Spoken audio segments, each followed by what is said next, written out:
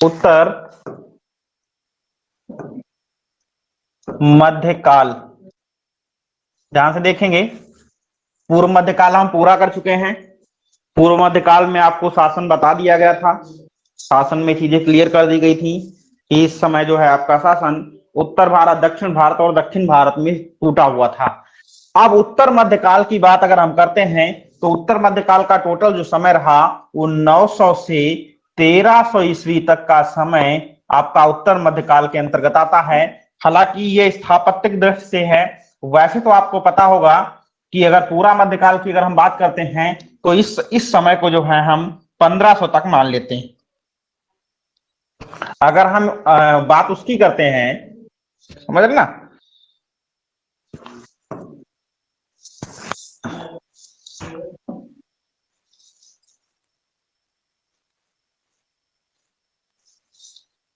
देख ले रहे हैं। अगर हम बात करते हैं जो है ऐतिहासिक स्तर पर, तो ऐतिहासिक स्तर पर आपको समय पता होगा कि लगभग 900 से या 1000 से 1500 ईस्वी के मध्य का मान लिया जाता है समय।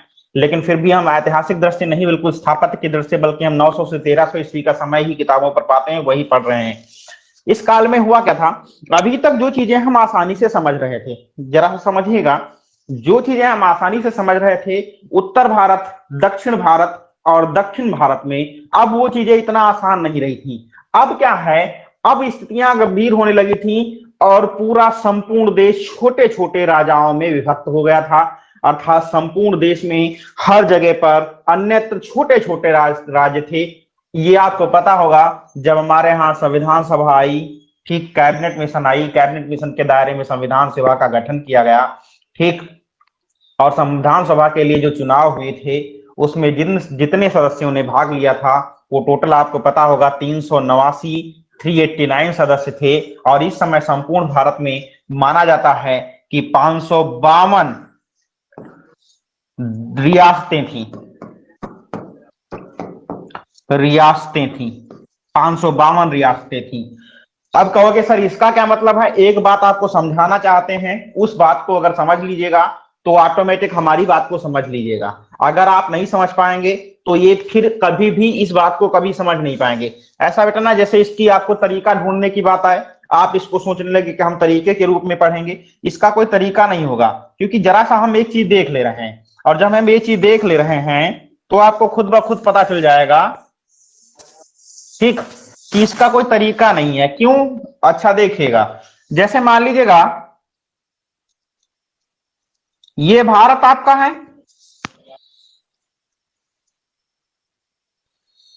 ठीक, ये आपका भारत अगर मान लो है,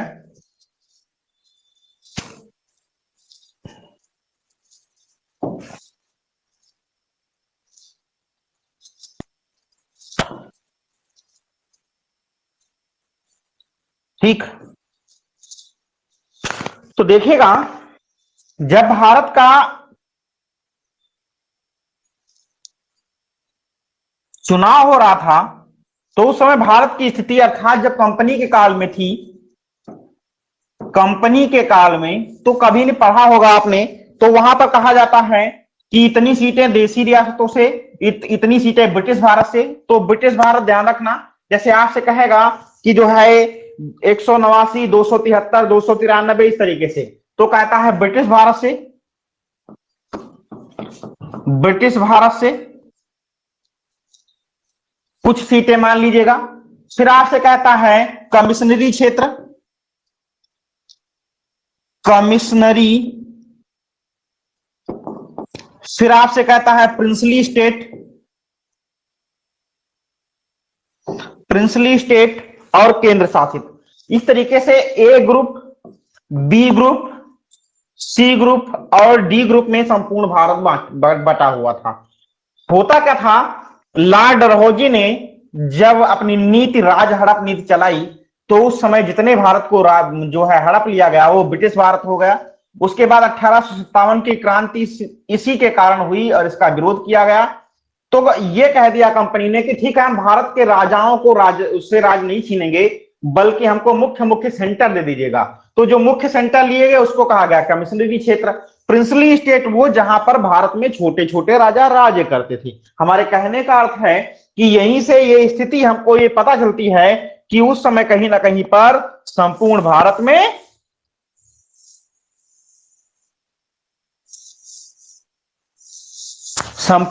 में क्या रहा होगा, संपूर्ण भारत में कहीं ना कहीं पर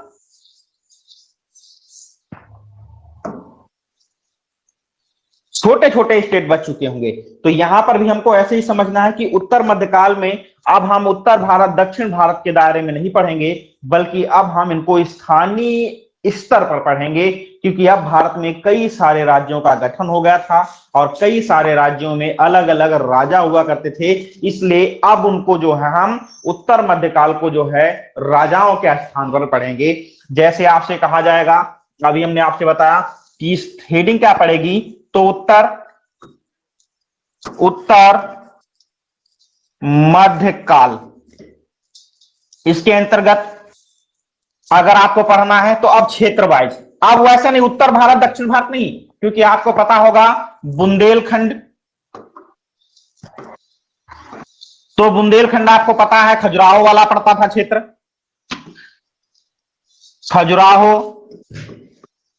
खजुराहो वाला क्षेत्र पड़ता था, उसको कहते थे बुंदेलखंड। शासक थे चंदेल, बंगाल बिहार शिल्प मंडल, बंगाल बिहार के अंतर्गत जो शासक थे वो पाल और सेन वंश, क्योंकि हमने कल ही बताया लघु चित्रकला का प्रारंभ 9वीं शती पाल राजाओं के अंतर्गत, तो यहीं पर उत्तर मध्यकाल में प्रवेश कर जाते हैं। तो पाल सेन वंश बंगाल बिहार के अंतर्गत आएगा। इसी के साथ में अगर आप पढ़ रहे हैं तो उड़ीसा उत्तर भारत के अंतर्गत ही पढ़ रहे हैं। केसरी गंग वंश,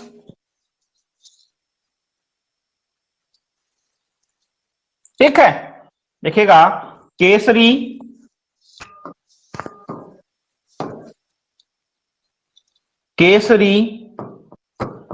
गंग वंश, ठीक,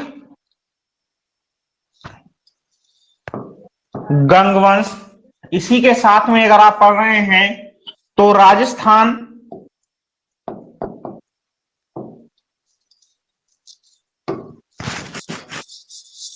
ठीक,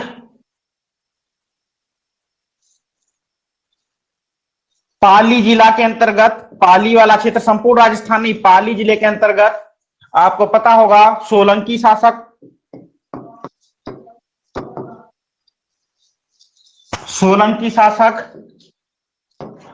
मेवाड़ चित्तौड़गढ़ के अंतर्गत आपको पता होगा चौहान, राणा कुंभा वगैरह। गुजरात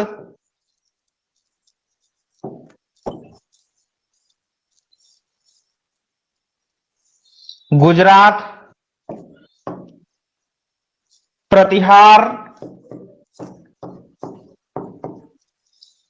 ठीक, और गुजरात राजस्थान का कुछ मिला हुआ पार्ट अभी आगे हम बताएंगे। परमार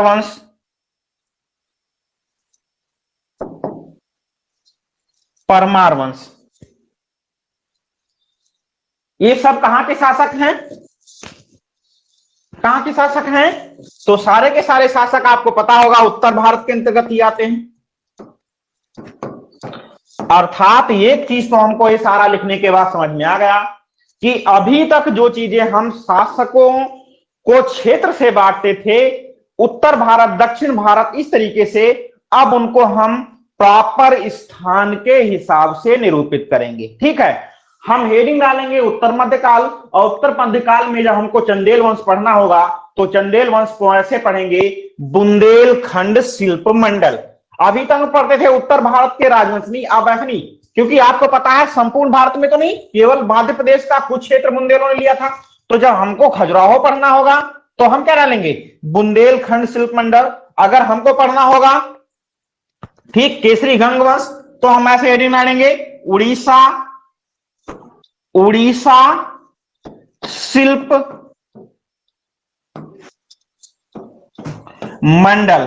क्यों डालेंगे ये तो आपको क्लियर होगा, इसमें किसी को कोई डाउट हो तो बताएं हमको अभी कि हम, क्योंकि अभी तक जो तोड़ के लेकर के आए थे चीजें वो अब तोड़ेंगे नहीं, अब आपको स्थानीय स्तर पर पढ़ना, क्योंकि कंफ्यूजन फिर होने लगेगी, तो पहले से कंफ्यूजन को खत्म करना है। अब समझ में आया कि कैसे पढ़ना है इसको?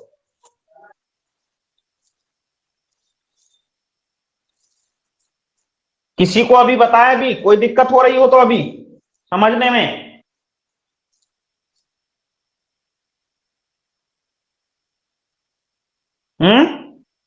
कोई बोलेगा? नो सर, नो सर, पढ़ाइए, समझ में आ गया। इस इसमें कोई दिक्कत नहीं है ना? आसान है कि नहीं आसान है? जी सर, बहुत अच्छे से समझ में आया। अब देखिएगा। अच्छा, एक बात बताओ, अभी और आगे हम समझ ले पहले, उसके बाद हम आपको पढ़ा रहे हैं। छोटी सी चीजें ऐतिहासिक जो हम अभी कंफ्यूजन हमको क्रिएट करेंगी चलते चलते, मतलब जो है चलते चलते चीजें क्रिएट करने लगे कंफ्यूजन, उस कंफ्यूजन को क्लियर करने के लिए हम थोड़ी सी बातें आप और आप आगे स्पष्ट करेंगे। अभी आप बताइएगा क्या बताएंगे, समझिएगा उसको, हम थोड़ा सा बताएंगे। जैसे आप देखिए, मान लो ये एक छोटा सा राज्य था, ठीक, तो उसको, या हम कह रहे हैं, ठीक, छोटा राज्य हो तो उस पर जीत हासिल करना आसान होगा कि बड़े राज्य पर जीत हासिल करना? अर्थात एक परिवार में 2 लोग रह रहे हो और एक परिवार में 12 लोग रह रहे हो और आपको लड़ना पड़ जाए तो, ठीक है, एक परिवार में 2 लोग रह रहे हो, एक परिवार में 12 लोग रह रहे हो, अब आपको लड़ना पड़ जाए तो आप बताओ किससे आसानी से जीत हासिल कर सकते हो? तो छोटे लोगों से। छोटे लोगों से, समझना, छोटे लोगों से क्यों? क्योंकि उसने टुकड़ों में विभाजित कर लिया। तो भारत, संपूर्ण भारत उत्तर मध्यकाल में टुकड़ों में विभाजित हो गया और टुकड़ों में विभाजित होने के कारण हर राजा अपनी छोटी रियासत में कार्य करने लगा। इसी का फायदा बाहर के विदेशी लोगों ने फायदा उठाया और बाहर के लोगों ने आकर के भारत में आक्रमण करना प्रारंभ कर दिया। अब भारत में आक्रमण करना प्रारंभ कर दिया तो मौर्य काल में जहां संपूर्ण भारत को मौर्य अकेले मौर्य शासक जो है संभाल रहे थे, वहां पर अब छोटी छोटी रियासतें निकली और छोटी छोटी रियासतों की जो शक्तियां थी वो कहीं ना कहीं पर क्षीण हो गई। और जब शक्तियां क्षीण हो गई तो ऐसी स्थिति में विदेशी आगमन हुआ और विदेशियों में सबसे ज्यादा राजस्थान का क्षेत्र पड़ता था और राजस्थान में मेवाड़ियों का सबसे लंबा क्षेत्र था। तो जो व्यक्ति आता था और राजस्थान में ही सबसे ज्यादा जो है माना जाता है कि जो है उस समय वैभव था, संपत्ति थी, ये भी उन लोगों का मानना था क्योंकि बड़ी रियासत थी। तो जो कैंडिडेट आता था वो राजस्थान पर आक्रमण करता था। अब इस चक्कर में आप ध्यान दीजिएगा, तो संपूर्ण उत्तर मध्यकाल में छोटी रियासतों पर जब आक्रमण की बात आई तो अब इसी आक्रमण के दायरे में एक नई सत्ता का उत्थान हुआ। उसको भी जरा हम देखते चलेंगे।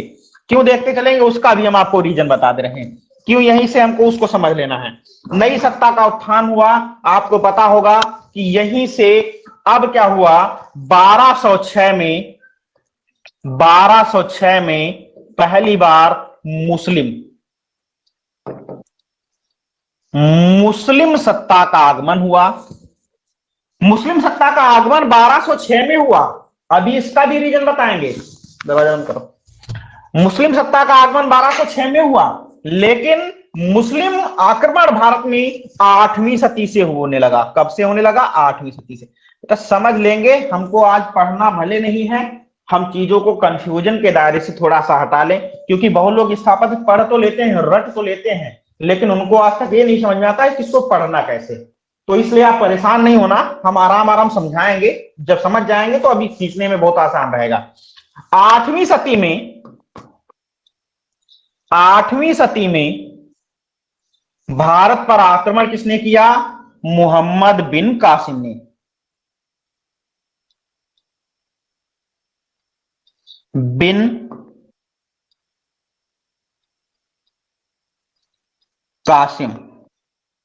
मोहम्मद बिन कासिम ने, और मोहम्मद बिन कासिम ने दक्षिण के केरल, ठीक, क्यों? क्योंकि इनका सबका आगमन अब शुरुआत हो गया था समुद्री रास्ते से, इसीलिए आकर के गोवा के साइड से ही प्रवेश किया और कहां पर आए? ठीक केरल में। केरल केरल के क्षेत्र में समुद्र के किनारे से रास्ता बना करके आए और पहला आक्रमण किया केरल में, और केरल में इनका कोई विशेष आक्रमण सफल नहीं हुआ। मोहम्मद बिन कासिम वापस कोई फायदा नहीं पाए, चले गए, लेकिन इस्लाम की वहीं पर नींव डाल दी। नींव क्या डाल दी? पहली बार ध्यान रखना, भारत में पहली मस्जिद केरल में स्थापित करके गए, और मस्जिद का नाम है चेरा मंजुमा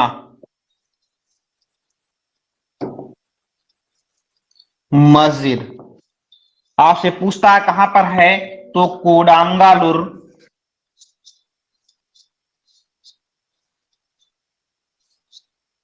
केरल। केरल भारत की पहली मस्जिद, भारत का पहला चर्च आपका गोवा में बना। गोवा में बना भारत का पहला मंदिर। मध्य प्रदेश सांची में बना भारत का पहला शिखर मंदिर। उत्तर प्रदेश, अभी हमने कल बताया था, झांसी देवगढ़ का मंदिर बनाया गया था। ये पहले वाली बातें बड़ा याद कर लेना। तो पहली मस्जिद ठीक है, केरल में चेरा मंजुमा मस्जिद, कोडांगालुर केरल में पहली मस्जिद का निर्माण हुआ। नेट में पूछी भी गई है, लेकिन यहां से भारत में कोई सत्ता स्थापित नहीं हुई। मगर अब क्या हुआ, 1206 में तो कितने लोग आए? पहले मोहम्मद बिन कासिम आए, सफलता प्राप्त नहीं हुई। उसके बाद महमूद गजनवी, दूसरा आक्रमणकर्ता भारत में कौन आया, समझते चलेंगे। दूसरा आक्रमणकर्ता भारत में जो आया वो कौन सा कैंडिडेट आया? तो दूसरा आक्रमणकर्ता जो भारत में आया, ठीक है, दूसरा आक्रमणकर्ता जो भारत में आया उसका क्या नाम है, चला हम देखते हैं। तो उसका नाम है महमूद गजनवी। ठीक, महमूद गजनवी गजनी का शासक था अफगान का, इसलिए गजनवी नाम पड़ा। भारत में केवल लूट के उद्देश्य से आया। टोटल 17 बार आक्रमण किया। अंतिम आक्रमण सोमनाथ मंदिर गुजरात में हुआ। अब देखिएगा, जब हर बार आए, हर बार माल पानी पाए, तो अगली बार जो आक्रमण हुआ वो किसका हुआ? मोहम्मद गौरी का।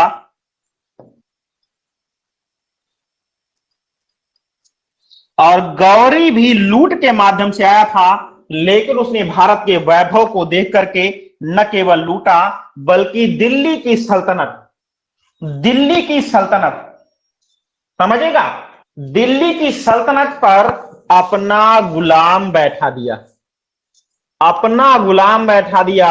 गुलाम का नाम था कुतुबुद्दीन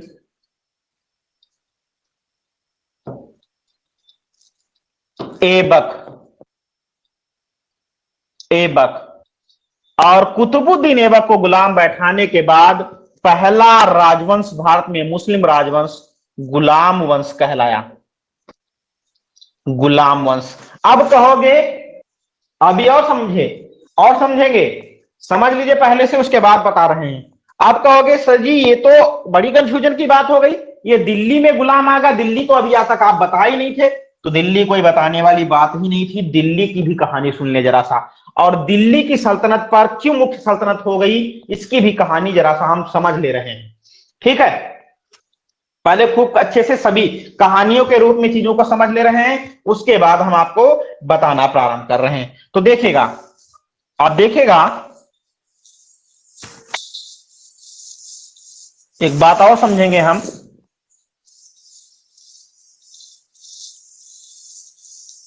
भारत का जो केंद्र था बेटा, वो केंद्र बना, जो भारत का केंद्र था वो केंद्र हुआ दिल्ली, क्योंकि दिल्ली सेंटर था और दिल्ली में एक छोटी जनजाति का सामान्य व्यक्ति, ठीक, उसने सेंटर बना करके, और सेंटर बना करके जब अपनी जवानी के दिन थे तो दिल्ली को छोटी रियासत से घोषित कर दिया। और उसने क्या कर दिया कि हमारी रियासत से जो कैंडिडेट निकलेगा वो कैंडिडेट हमें कर दे करके जाएगा। तो जब शुरुआत में, जैसे आपको अभी मैंने बताया कि रोड बना और रोड पर कहीं ना कहीं पर बैठ करके और हम टैक्स वसूलने का काम करें, तो छोटा सा केंद्र बनाया दिल्ली का। सपोज ये दिल्ली है, और दिल्ली को बसाने का कार्य किया गया अनंग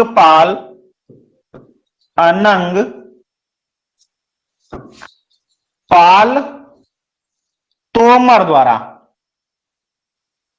ठीक, अनंग पाल तोमर द्वारा,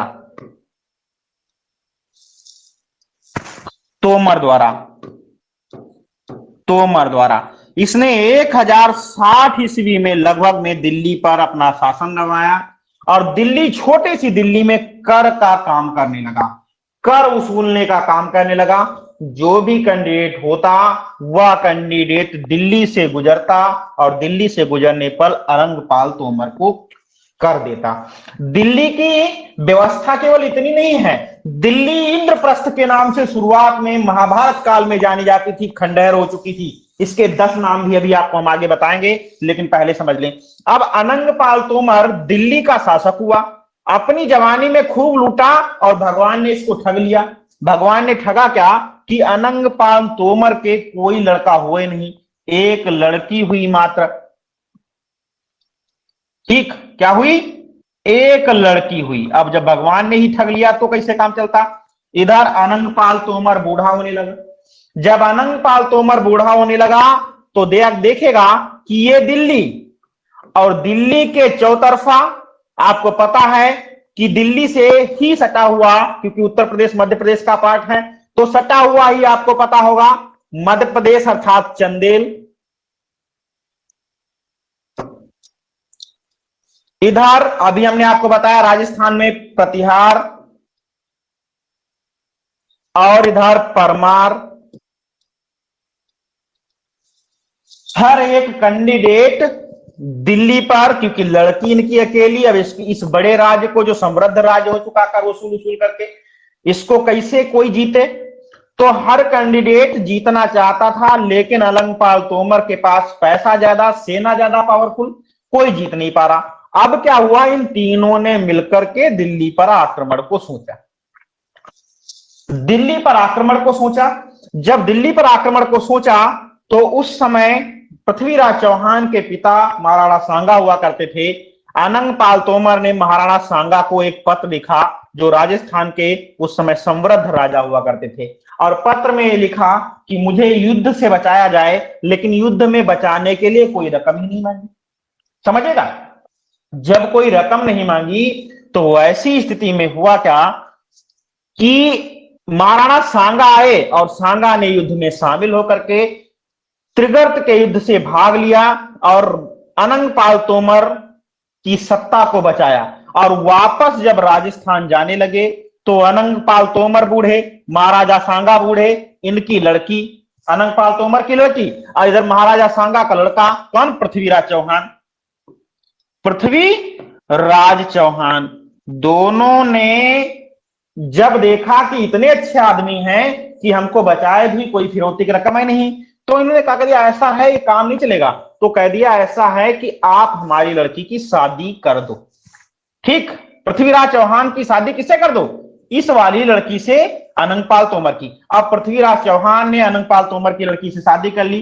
अब दिल्ली की सल्तनत पर कौन बैठ गया, दिल्ली की सल्तनत पर कौन बैठ गया, पृथ्वीराज। आप समझते जाएगा, पृथ्वीराज चौहान दिल्ली की सल्तनत पर बैठ गए।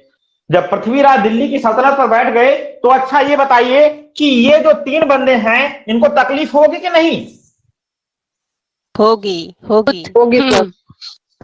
अब जब तकलीफ होगी तो इन तीनों ने क्या किया, पृथ्वीराज चौहान तो जवान, वो तो दिल्ली संभालने लगे। अब ये बताओ कि महाराणा सांगा अर्थात मेवाड़ की राजधानी पर कोई था, क्योंकि अकेले लड़के थे महाराणा सांगा उनके, जी नहीं। अब कोई नहीं था, तो उन्होंने क्या किया, जा करके कहे कुछ नहीं पाओगे तो मारे डालो। तो जा करके महाराणा सांगा को इन लोगों ने मिलकर मार दिया। अच्छा, किसी का पुत्र अगर मर जाए, ये बताओ, किसी का पुत्र, किसी सारी पिता मर जाए तो क्या पुत्र शांत बैठेगा, जी नहीं। हाँ, दिल्ली छोड़ करके पृथ्वीराज चौहान, दिल्ली छोड़ करके पृथ्वीराज चौहान वापस इन तीनों लोगों से युद्ध करने के लिए तैयार होकर के आए। तब तक पृथ्वीराज चौहान की सत्ता पर चुपके से आकर के कौन बैठ गया, आकर के मोहम्मद गौरी।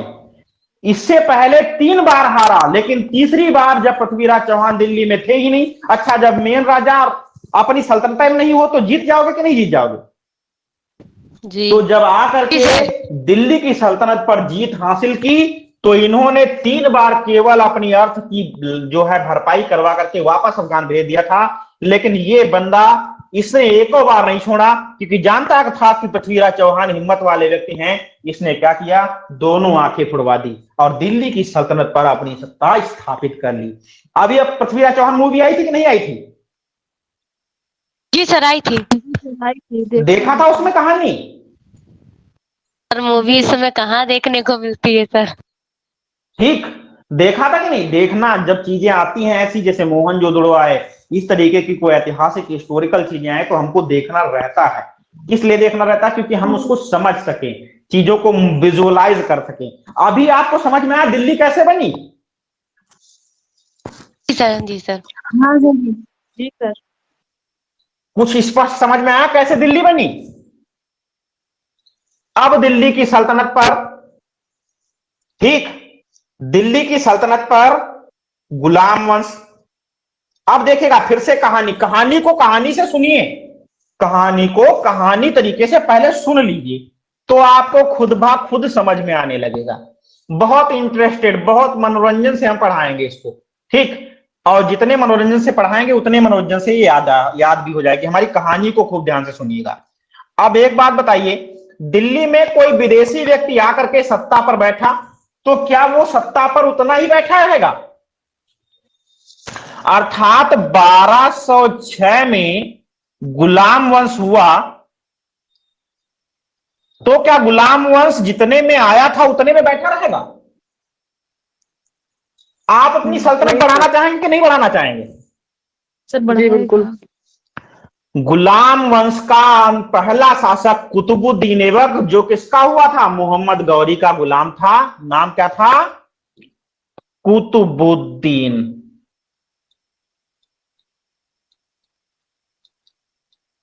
ऐबक। कुतुबुद्दीन ऐबक की स्थापत्य बाद में इसकी पढ़ाएंगे, पहले समझिएगा। कुतुबुद्दीन ऐबक सत्ता पर बैठा, लेकिन धर्मपरायण शांति प्रिय शासक था, ज्यादा कब्जा उब्जा नहीं करना चाहता था। तो ऐसे में जो अफगान के व्यक्ति थे उन्होंने क्या कहा कि ऐसे व्यक्ति को, क्योंकि अफगान से वही शासक यहां पर शासन करता था जो वहां के शासक मिल करके यहां पर बिठाते थे, तो उन्होंने कहा ये कुतुबुद्दीन ऐबक तो ऐसे आदमी है, ये तो कोई मतलब ही नहीं है, भारत को लूटेंगे नहीं। वो कहते हैं भारत हमारा है, तो भारत को जब लूटेंगे नहीं तो हम लोगों को फायदा कहां होगा? तो वहां पर एक समिति चलती थी जिसका नाम था, ठीक है, अफगान में जो समिति चलती थी जिसका नाम था अमीरात, अमीरात। और ये अमीरात समिति यहां पर बैठे हुए शासक को क्या करती थी? हिंस देती थी। अभी नहीं समझ में आएगा, ये आपको समझ में नहीं आया, हम जान गए समझ में नहीं आया, किसी को नहीं समझ में आया, समझ में नहीं आया, हम पक्का जान गए। नहीं सर समझ में आया। सच बताओ, नहीं आया है तो समझिएगा, अगर नहीं आया है तो जरा सा हम फिर से एक बार और दिखा दे रहे हैं। ईस्ट इंडिया कंपनी आई,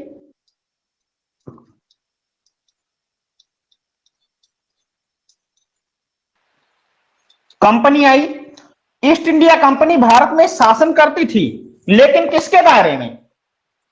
ब्रिटिश, ठीक, संसद के दायरे में। ब्रिटिश संसद जो रूल भेजती थी उसी रूल को दायरे में रख करके ईस्ट इंडिया कंपनी कार्य करती थी, क्योंकि ब्रिटिश संसद श्रेष्ठ थी, उसके अधीन थी ईस्ट इंडिया कंपनी। अर्थात 1773 का रेगुलेटिंग एक्ट जब वहां से ब्रिटेन से आया तो उसमें पहली बार क्या गया कि भारत में न्यायिक व्यवस्था के लिए पहला न्यायालय हो, इसलिए 1774 का पहला न्यायालय स्थापित हुआ। किसने कहा? British India company. ब्रिटिश शासन कौन यहां पर कर रहा था? भारत में उस समय शासन कौन कर रहा था?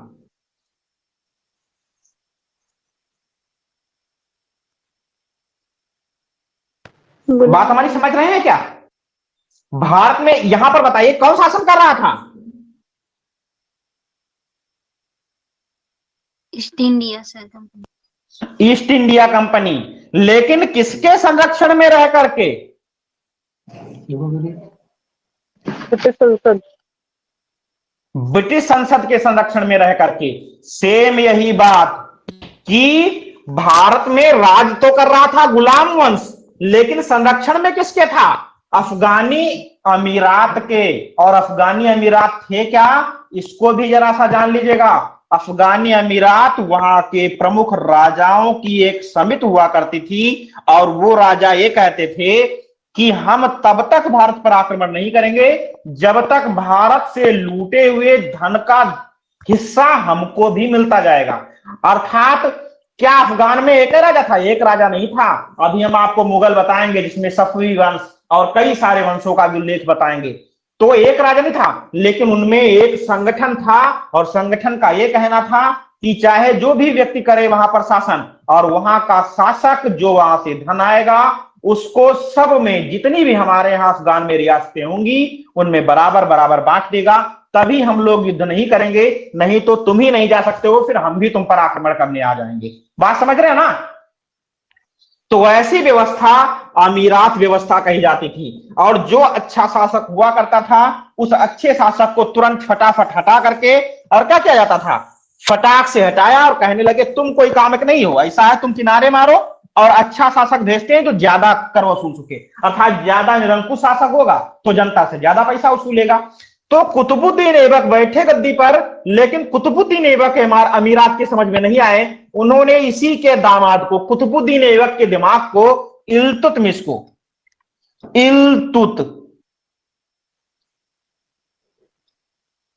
ठीक, इल्तुतमिश को, ठीक, अदाला भी कह सकते हो, इल्तुतमिश को किस पे बिठा दिया?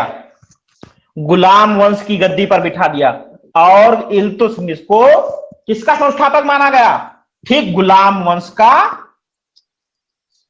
वास्तविक संस्थापक, वास्तविक संस्थापक माना गया। इसी वंश की रजिया सुल्तान हुई, बड़ी अच्छी शासिका हुई, भारत की पहली मुस्लिम शासिका रजिया सुल्तान। नाम सुना होगा ना, क्योंकि ये सब नाम तो बड़े अच्छे हैं, तो सुनने में आते ही रहते हैं। रजिया सुल्तान सुना कि नहीं सुना? लूसेंट पे है, एक सीरियल भी आता था रजिया सुल्तान का। रजिया सुल्तान मुस्लिम शासिका थी, गुलाम वंश की, बड़ी अच्छी शासिका थी, भारत को अपना मानती थी। 5 साल में अमीरातों ने मरवा दिया। अर्थात अमीरात के कोई नहीं थे। ये नहीं जानो कि ये मुस्लिम थे तो उनको मरवाया नहीं जाता, नहीं, उनको मुस्लिम से और धर्म से कोई लेना देना नहीं था। उनको काहे से लेना देना था? अर्थ से। किससे था? अर्थ से। जो पैसा अच्छा देगा वो टिकेगा, जो पैसा अच्छा नहीं देगा वो क्या हो जाएगा? हटेगा, भगवान के पास जाएंगे। वो हटेगा, हटे जाएगा, नहीं तो मरेगा। अभी क्लियर? अब देखिएगा, ये कहानी गुलाम वंश, खिलजी वंश और तुगलक वंश तक चलती रही। ठीक, गुलाम वंश, मगर खिलजी वंश में एक कहानी बहुत ज्यादा बढ़ गई। बेटा कहानी बहुत ज्यादा बढ़ गई, और बहुत ज्यादा बढ़ क्या गई उसको भी जरा हम बता दे रहे हैं।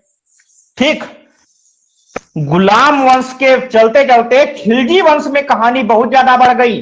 खिलजी वंश में जब शासन की व्यवस्था को फैलाया जाने लगा, तो दिल्ली, केवल दिल्ली नहीं बल्कि राजस्थान को छोड़ करके मध्य प्रदेश, ठीक, का मांडू, ठीक, मध्य प्रदेश का मांडू, उत्तर प्रदेश का जौनपुर,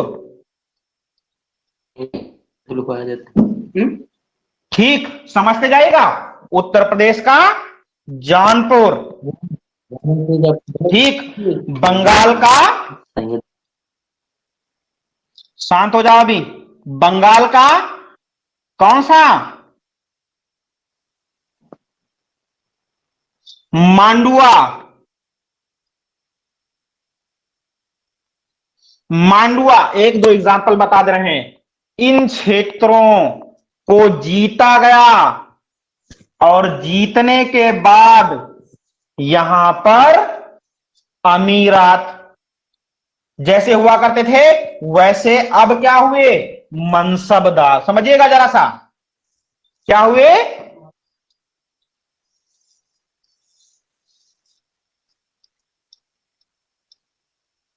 मनसबदार। मनसबदार हुए। कैसे मनसबदार हुए, जरा सा समझिएगा। अनुसूची नंबर 11 पंचायती राज, अनुसूची नंबर 12 नगर निगम, अर्थात बड़े क्षेत्रफल को हैंडल करना मुश्किल होता था, इसलिए छोटे छोटे जगहों पर सत्ता को बांट दिया गया, अर्थात शासक के द्वारा मनसबदार नियुक्त होता था और मनसबदार जो है वहां से कर वसूल कर दिल्ली को भेजता था। बात समझ में आई? जैसे मांडू में मनसबदार हुए, जौनपुर में मनसबदार हुए, बंगाल में मनसबदार हुए, ये सब किसके मनसबदार थे? अर्थात सल्तनत के मनसबदार थे, सल्तनत के मनसबदार थे। और सल्तनत के मनसबदार होते हुए इन लोगों ने कर वसूला, सल्तनत को दिया। लेकिन कहानी सुनिएगा, हम कहानी को कहानी के तरीके से एक बार पूरा समझा दे रहे हैं, फिर पढ़ाएंगे। ठीक, अब कहानी सुनिएगा कि गुलाम वंश तो अच्छा हुआ, कोई बात नहीं, बढ़िया शासक रहा, लेकिन हर आदमी एक जैसा थोड़ी होता है। दूसरा राजवंश आया, खिलजी राजवंश। ठीक, संस्थापक जलालुद्दीन खिलजी, दूसरा शासक अलाउद्दीन खिलजी, सबसे शक्तिशाली अलाउद्दीन खिलजी। अब कहानी सुनिएगा, छोटी छोटी कहानियां हैं, प्यार से सुनते भी जाएंगे, मनोरंजन भी लेते जाएंगे, पढ़ते भी चलेंगे। अलाउद्दीन खिलजी, अभी तक हर आदमी युद्ध करता था दूसरे की संपत्ति को लूटने को या तो अपनी जो है सल्तनत को बढ़ाने को, लेकिन ये पहला आदमी हुआ जो बड़ा चूतिया आदमी निकला। चूतिया क्यों निकला इसको भी समझ लीजिएगा। आपको पता है चौहानों के यहां गुहिल वंश के अंतर्गत राव रतन सिंह हुए। रतन कौन हुए? राव रतन सिंह। किसके साथ, किस वंश के? अर्थात यही गुहिल वंश, जो चौहान को गुहिल नहीं कहा जाता था, तो गुहिल वंश के। आगे अभी बताएंगे, जब आपको चित्रकला में पढ़ाएंगे तो इनका नाम आता है गुहिलों का। गुहिल शासक राव रतन सिंह, और राव रतन सिंह की पत्नी हुई पद्मावती। पद्मावती बड़ी अद्वितीय सुंदरी थी, अद्वितीय सुंदरी बहुत अच्छी थी, और ये चर्चा पहुंच गई अलाउद्दीन खिलजी तक। ठीक, किसके तक पहुंच गई? अलाउद्दीन खिलजी तक। बड़ा आदमी नालायक था, हमने अभी बताया। वो सल्तनत नहीं देखा, उसने कहा अब हमको पाना है तो पद्मावती को पाना है, और उसने पद्मावती के चक्कर में किस पे युद्ध की नीति छेड़ दी? गुहिल वंश पर। गुहिल बड़े अच्छे शासक, बड़े ताकती शासक, पूरा भारत उनके भी क्षेत्र में चलता था। इन लोगों ने युद्ध किया। युद्ध में हुआ क्या कि धोखे से राव रतन सिंह को मारा गया, और उसके कारण पद्मावती ने जौहर कर लिया। और इस कहानी में इनकी स्थिति डावाडोल हो गई। क्यों स्थिति डावाडोल हो गई? कहानी समझिएगा सल्तनत की। क्योंकि जब किसी देश का धन अनावश्यक लूटा जाता है, अनावश्यक हानि होती है, तो हमेशा वहां की जनता उसके विपक्ष में खड़ी हो जाती है। ये तो आपको अच्छे से पता होगा। पहला एग्जाम्पल मिस्र के पिरामिड में, खुफू का पिरामिड, खफरे का पिरामिड और मैकुरे का पिरामिड सुंदरता की दृष्टि में सबसे बड़ा अच्छा है, लेकिन छोटे रह गया, और उसके बाद राजवंश ही समाप्त कर दिया गया। काहे के लिए? कह लगे तो सब पगलाए हैं, जो देखो फालतू पिरामिड बनाए जा रहे हैं, और जनता को मार कर अनावश्यक कर वसूल कर पिरामिड बनवाए रहे, तो इसीलिए उस राजवंश को ही हटा दिया गया। तो यही बात हुई यहां पर कि जब वसूली की गई, और वसूली का पैसा किसी काम में नहीं लगा, बल्कि सारे सैनिक, उनका परिवार मर गया, बहुत झेल गया, तो इसी के चलते हुए तुरंत जो है खिलजी वंश समाप्त हो गया और तुगलक वंश हुआ। कौन सा वंश हुआ बेटा? तुगलक वंश हुआ। अब देखिएगा, जब तुगलक वंश तीसरा वंश हुआ, तो तुगलक वंश में किसी भी भारतीय या किसी भी व्यक्ति की उतनी श्रद्धा नहीं रही, और उतनी श्रद्धा न रहते हुए हर व्यक्ति ने कहा ये तो पागल है, ऐसा ऐसा काम करेंगे। तो तुगलक वंश में जो मनसबदार थे, अब बड़ा आसान सी चीज समझिएगा, जो मनसबदार थे ठीक। तुगलक वंश में जो मनसबदार थे,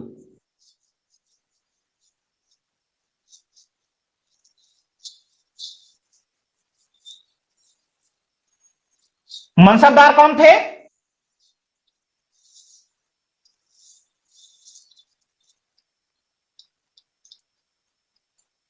मनसबदार कौन थे, पता है ना? कौन थे?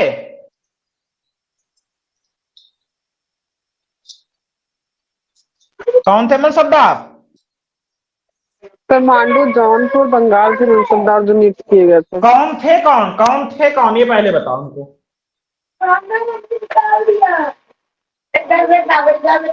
मनसबदार राजा के द्वारा घोषित किया गया मंत्रिमंडल जो विभिन्न क्षेत्रों से कर वसूली करता था। यही तो हुआ ना?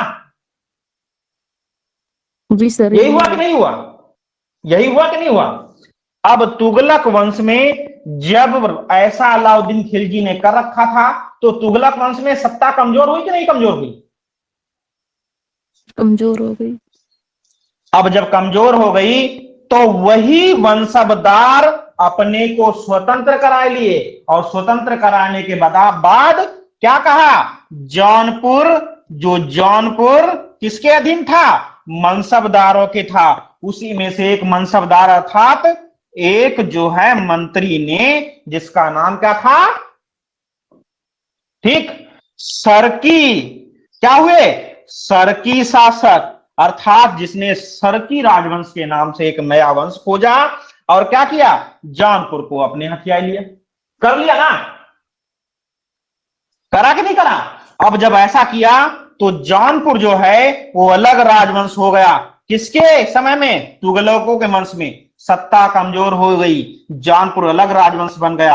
अब यहां पर हम कहते सरकी शासक जौनपुर, लेकिन इनको हम कला में पढ़ेंगे कैसे? कहेंगे क्षेत्रीय शैलियां। क्या कहेंगे? क्षेत्रीय, क्योंकि आपको पता है तो एक क्षेत्र में गए थे, मगर शासक कमजोर होने के चलते उन्होंने उसी क्षेत्र को कब्जा कर लिया, और जब कब्जा कर लिया तो इसीलिए तो क्षेत्रीय शैलियां हुई कि नहीं हुई? हुई कि नहीं हुई? जी सर, हो गई। अब समझ में आया कि क्षेत्रीय शैलियां कैसे बन गई? जी सर। जी सर। तुगलक वंश में क्षेत्रीय शैलियां बनी। बात समझ में ना? तुगलक वंश में क्षेत्रीय शैलियां बनी, लेकिन तुगलक, ठीक है, उसके बाद सैयद और लोदी वंश तक कंटिन्यूइंग क्षेत्रीय शैलियों ने 100 वर्ष तक शासन किया, लेकिन पुनः सत्ता पलटी और लोदी वंश के अंतिम शासक इब्राहिम लोदी को हरा करके मुगल वंश की स्थापना हुई। मुगल वंश की स्थापना हुई, और मुगल वंश में सबसे प्रतापी शासक जब अकबर हुआ, तो अकबर ने क्या किया? इसी क्षेत्रीय शैली को फिर से नष्ट कर दिया और किसमें मिला लिया? दिल्ली सल्तनत में। दिल्ली सल्तनत में क्षेत्रीय शैलियां कैसे निकली और कैसे अंत हो गई, ये समझ में आ गया? जी सर, बहुत अच्छे से। कैसे निकली और कैसे अंत हो गया, ये समझ में आ गया स्पष्ट ना? कोई दिक्कत नहीं हुई? क्या? ऐसे क्षेत्रीय शैलियां बनी। इसी क्षेत्रीय शैलियों को हम यहां पर तुगलक काल से प्रारंभ करेंगे और अकबर काल तक पढ़ेंगे। इस बीच में टोटल 6 क्षेत्रीय शैलियां अभी हम कला में पढ़ेंगे। 6 क्षेत्रीय शैलियां पढ़ने के बाद और इसी काल में अंत हो जाएंगी। ऐसे ये क्षेत्रीय शैलियां बनी, और उसके बाद अंतिम तौर पर पूर्णतया हमारे यहां कंपनी हावी हो गई, और कंपनी ने सारी सल्तनत को अपने अधीन ले लिया। और उसने क्या कर दिया? उसने एक मेमोरेंडम जारी किया, और मेमोरेंडम में ये कहा कि राजा राजा रहेगा, लेकिन कोई नवीन निर्माण नहीं कराएगा। क्यों? मुख्य राजा सबसे पहला अकबर काल, या हम सबसे पहले बाबर 1526 से 1530, 1530 से 1556, हुमायूं 1556 से 1605, अकबर 1605 से 1627, जहांगीर 1627 से 1658, शाहजहां 1658 से 1707, औरंगजेब के काल में आपको पता है 1707 में आंतरिक व्यवस्था बहुत तगड़ी हो गई। कंपनी ने विद्रोह के चलते हुए कई क्षेत्रों को अपना लिया और आपको पता है कि पूर्णतः कंपनी ने अपना शासन 1773 में रेगुलेटिंग एक्ट के दौरान कर दिया था। तो जब इतने ही बीच में जिन जिन राजाओं को ये अपनाती थी, उस राजा से कहती थी कि ठीक है, तुमसे हमारा कोई बैर नहीं है, तुम राज वैसे करो, लेकिन उस राज्य के अंतर्गत कोई भी पैसा, कोई भी कर वसूल होगा, वो सारा का सारा तुम कंपनी को दोगे, तुमको मासिक वेतन दिया जाएगा। सबसे ज्यादा वेतन 1.5 लाख मुगल शासकों का तय किया गया, अर्थात जिसकी जितनी बड़ी रियासत उसका उतना ज्यादा वेतन। मगर वेतन पर शासन होने लगा, मगर कोई भी शासक अब शासक नहीं बचा था, बल्कि वो संरक्षक हो गया। किसका? कंपनी के चलते, कंपनी की देख रेख का। लेकिन 1857 की क्रांति में बाज बहादुर शाह जफर दोती अंतिम जो है शासक मुगल काल का हुआ, उसने 1857 की क्रांति में भाग ले लिया। केवल वही नहीं, बहुत लोग नालायकी कर दिए। देखिए कौन? आपको पता है लखनऊ की बेगम हजरत महल, झांसी की रानी लक्ष्मीबाई, उनके पति का विवाह के 2 वर्ष बाद ही निधन हो गया था। और आपको पता है कि रानी लक्ष्मीबाई और हिंदू समाज में विधवा विवाह नहीं चल रहा था, इसलिए रानी लक्ष्मीबाई ने बच्चे को गोद ले लिया। लेकिन बड़ी वीरांगना थी, उन्होंने भी 1857 की क्रांति में भाग ले लिया कि हम अंग्रेजों को खदेड़ भगाएंगे। लेकिन हुआ क्या कि 1-2 नालायकों की वजह से मामला असफल हो गया, और मामला असफल होते हुए आपको सबसे बड़ा सल्तनत जो था मुगल के व्यक्ति को उठा करके रंगून, आज कहते हो ना तड़ी पार, आज कहते ना, कहते बहुत बहुत ज्यादा नालायक मुजरिम है जो आईपीसी की सारी धाराएं तोड़ चुका हो, कहते तड़ी पार करो, और नहीं होता तो कहते फांसी मार दो, हटाओ, काम खत्म करो। तो क्या किया? तड़ी पार था, रंगून भेज दिया, कहते भारत में जिंदगी में आ ही नहीं पाओगे तुम। ठीक, तो अंतिम शासक को भारत से बाहर भेज दिया, और वहीं से पूर्णतः राज सत्ता तो नाबूद हो गई। अर्थात अब तो कंपनी का पूर्ण वर्चस्व हो गया था। 1857 तक हम कह सकते थे भले हम वो काम न कर रहे हो, लेकिन चलता तो था कि हमारे फलाने राजा भी हैं, अभी हैं लखीमपुर में, अभी क्या है, अब 1857 के बाद राजा लखीमपुर में नहीं रह गए, उनको हटा दिया गया। तो 1857 तक, इसीलिए मुगल जब भी पढ़ेंगे तो कैसे कहते हैं 1550 से मुगल शैली 1857 तक। लेकिन ये बता बेटा, कभी 1857 का कोई चित्र पढ़े हो? समय तो हर किताब पे लिखा पाते हो कि नहीं? जी हर सर, किताब को समझ पढ़ते हो, 1857 पाते, लेकिन चित्र कोई पाते हो नहीं।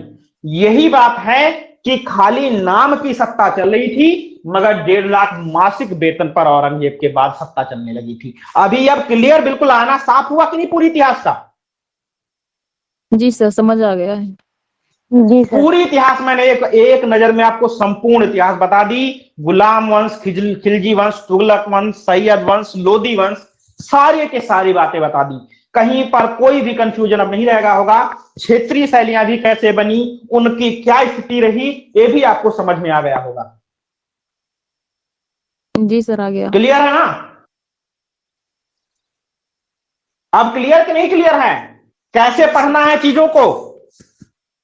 सर क्लियर हो गया है, क्षेत्र वाइज पढ़ना है। हाँ, इधर का इतिहास जो 1200 के बाद है, यही अभी आपको जो है कहा जाएगा मुस्लिम समुदाय या मुस्लिम स्थापत्य, और इधर का हम हिंदू स्थापत्य जो उत्तर मध्यकाल में पढ़ेंगे। ऐसे भी बांट लिए, मगर हम पूरा भारत आपको एक नजर में समझा दिए। ठीक है, एक नजर में समझा दी। अब हम बात करते हैं सबसे पहले उड़ीसा शिल्प मंडल, केसरी तथा गंग वंश के अंतर्गत, ठीक है, विवरण पढ़ने जा रहे हैं। हालांकि अभी आपको हम एक चीज, 2-4 चीजें थोड़ी सी और बताएंगे। ठीक, जैसे अभी आपसे कह रहे थे चेरा मंजुमा मस्जिद दिखाई दिया बेटा इतिहास, वहां पर आप लोग नहीं पढ़ पाते थे।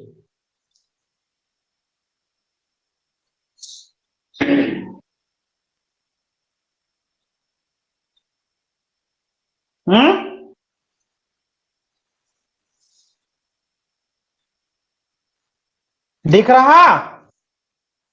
जी सर। हम्म कोडांगालुर लिखा हुआ है, ये रहा।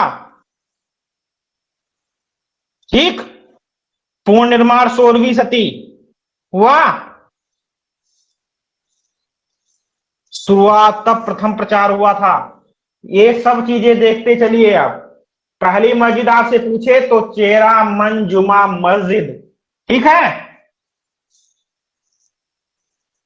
ऐसे इतिहास को देखते चलेंगे, कोई भी कंफ्यूजन हमको नहीं रहनी चाहिए कहीं पर। पहले देखा नहीं था, आप तो देख लियो सारी मस्जिद का विवरण।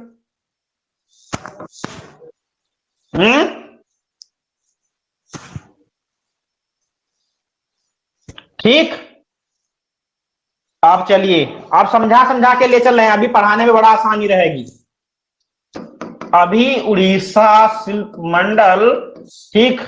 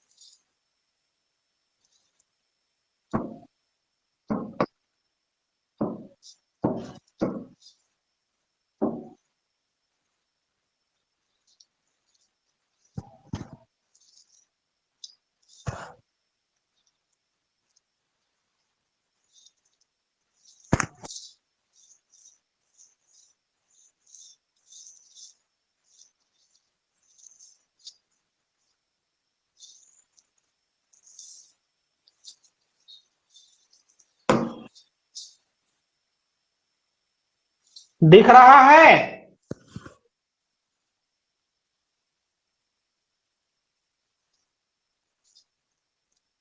दिखा? जी सर। सर ये क्या दिखा? मंदिर की नींव। ठीक, मंदिर का। कैसे नींव बनाओगे, वो मंदिर की नींव है। मकान जैसे बनाया जाता है वैसे, बार बार कंफ्यूजन नहीं होगी, इसीलिए हम पहले से खत्म करते चल रहे हैं। कोई भी बवाल नहीं, अगर बवाल अब ये बीच में तो डांट खाओगे, इसलिए सब चीजें पहले से बता रहे हैं। ठीक, नंबरिंग दिया हुआ है 1A 1B, योजना दी हुई है। ये जो दिया हुआ है मुख्य द्वार, जिसको इसीलिए चलने को बताया। देखो एरो कैसे है, ऐसे एरो है कि नहीं है, कि नहीं है एरो, है कि नहीं? जी सर है। जी सर, जी सर। मतलब ये सोपान, ये सीढ़ियां हैं, सीढ़ियों से अंदर गए तो ये मंडप हैं। ठीक, ये गर्भगृह है, ये किनारे पर ऐसे ही ठीक सिरदल बने होते हैं, जहां से लॉबी, क्योंकि इसी से प्रदक्षिणा करते हो, इनके किनारे किनारे देवता होते हैं। देखा मंदिर में कि नहीं देखा है? ठीक, देखा कि नहीं देखा है? जी सर, देखा है सर। अभी आप देखिएगा पूरा मंदिर, छोटे छोटे चीजों में हम आपको दिखा दे रहे हैं। ठीक, देखो वही चीज बनी है, आपको दिख रहा है उसी में, दिखा? जी सर। हम्म,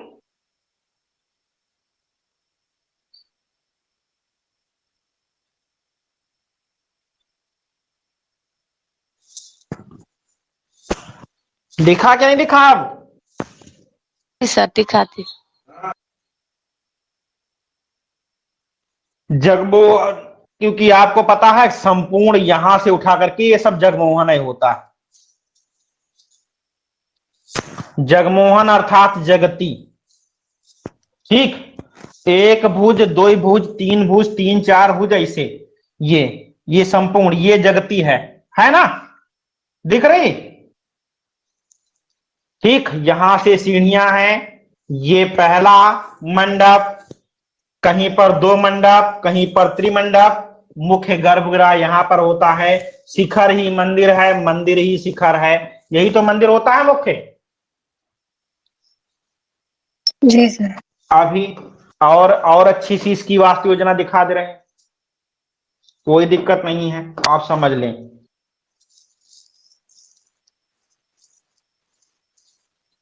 देखिए यही है कोणार्क मंदिर।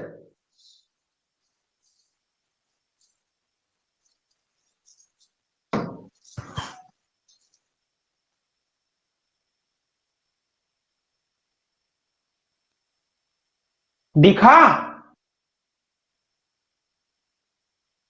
जी सर। सर दिख गया सर। जी सर। ये सीढ़ियां हैं, देखो ये पूरी जगती है, नीचे पूरा मंदिर ये पहिया पहिया बने हुए हैं, सात यहां से सीढ़ी गई है अंदर, यहां से प्रवेश गए हैं, प्रवेश से पहला शिखर, उसके बाद दूसरा शिखर ये है। ठीक, इसमें छोटा सा पहला शिखर, इसी के बाद दूसरा शिखर है, जो बैक में बड़ा शिखर होने के कारण जो है देख नहीं रहा है। तो आपका ये पूरा का पूरा मंदिर योजना है आपकी कंप्लीट। ठीक, एक श्रीदल, दुई श्रीदल। ठीक,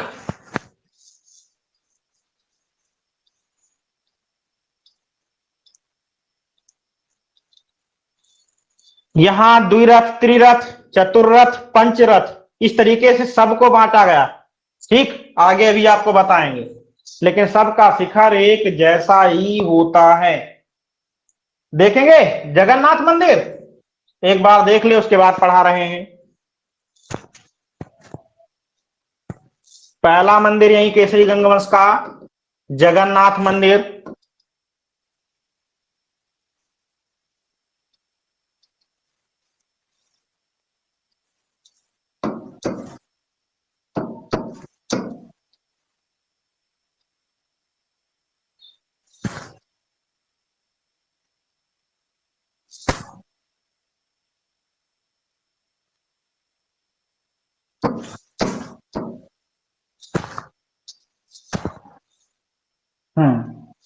ये भी देख लीजिएगा,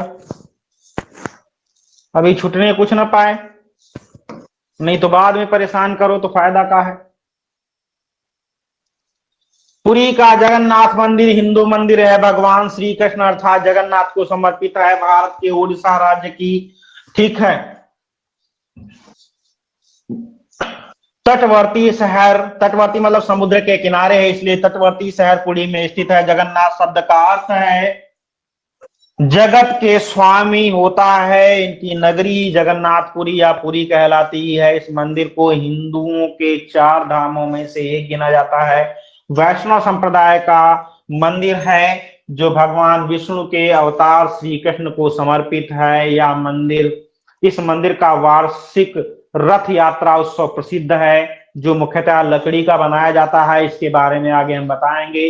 इसमें मंदिर के 3 प्रमुख देवता भगवान जगन्नाथ, उनके बड़े भ्राता बलभद्र और उनकी भगिनी सुभद्रा, तीनों 3 अलग अलग ठीक भव्य एवं सुसज्जित रथों में विराजमान होकर नगर की यात्रा के निकलते हैं। श्री जगन्नाथपुरी पहले नील मास के नाम से पूजे जाते थे, जो भील सरदार विश्वास के आराध्य देव थे। अब से लगभग हजारों वर्ष पूर्व भील सरदार विश्वास नील पर्वत की सा के अंदर आपको बताया गया। ठीक है, पूरा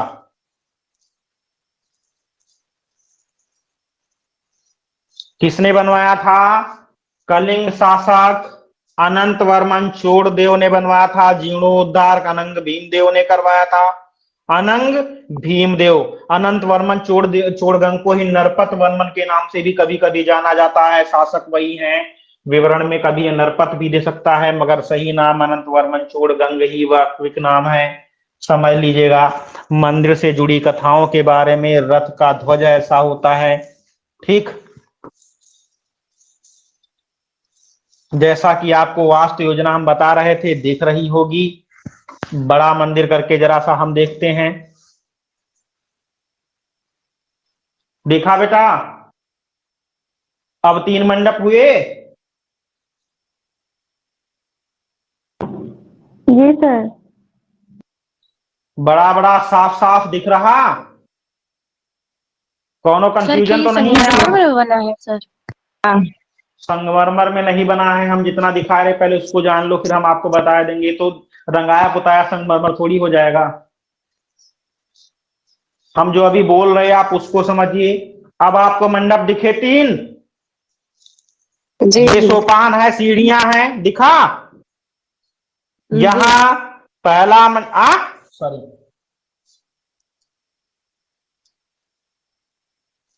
दिखा कि नहीं दिखा?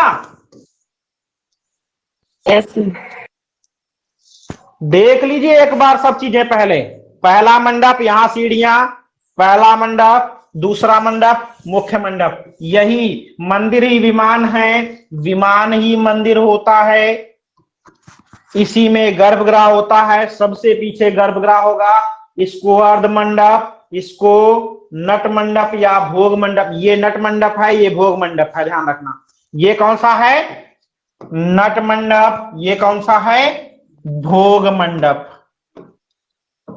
अभी जाइएगा, मंदिर से पहले ही सबसे पहले पुजारी खड़ा होता है, जहां बाहर से ही बड़े मंदिरों में एरिया कवर होता है, प्रसाद आपसे ले लेता है, चढ़ा करके वापस आपको दे देता है। आप केवल इस प्रांगण में यहां तक जाते हैं और यहां तक जा करके जो भी अपनी वेदनाएं, अपनी चेतनाएं, जो भी बात कहनी है वो यहां पर कहते हैं। उसके बाद इसी से रास्ता पीछे पीछे निकला होता है और वापस प्रदक्षिणा करके यहीं पर घंटा लगा होता है, बजा करके अपनी आराधना पूरी कर वापस चले जाते हैं। अर्थात ना तो इसके अंदर और ना तो गर्भगृह में भगवान के जहां पर मूर्ति रखी है वहां पर जाने का अधिकार दिया जाता है। देखा है ना मंदिरों में जाकर के? हाँ जी जी भैया। देख लीजिएगा। तो यही नट, जहां पर आप लोग अपनी दैनिक एक्टिविटी या तो कहने का अर्थ है अपनी भावनाओं को कहते हैं, वो नट मंडप है। ठीक। भोग मंडप जहां पुजारी खड़ा होता है, गर्भगृह जहां पर भगवान की मूर्ति होती है। ठीक है। कहीं पर चतुर्मंडप होगा जहां पर सामने एक और अर्ध मंडप जोड़ दिया जाएगा, जो खजुराहो के मंदिरों में हम आपको दिखाएंगे चल के। उड़ीसा के मंदिरों में त्रिरथ योजना ही चली हुई है, चतुर्रथ योजना नहीं चली हुई है। चतुर्रथ और पंचरथ योजना आपको कंदरिया महादेव मंदिर खजुराहो का जो है उसमें दिखाई देगी। अभी क्लियर? जो ये 3 शिखर दिख रहे हैं, ये शिखर कहां पर होंगे? कंदरिया महादेव मंदिर में कितने होंगे? कितने होंगे? 5। ठीक। 5। 4, कुछ में 4, कुछ में 5, जैसे यहां पर कुछ में 1, कुछ में 3 दिखे। इसमें 2, कुछ में 3 दिखे कि नहीं दिखे? जी सर। वैसे ही कंदरिया महादेव मंदिर में। चलो, कहा है उसको भी छोड़े। अब जब आप समय ले ही रहे हो तो पूरा क्लियर कर ले रहे हैं।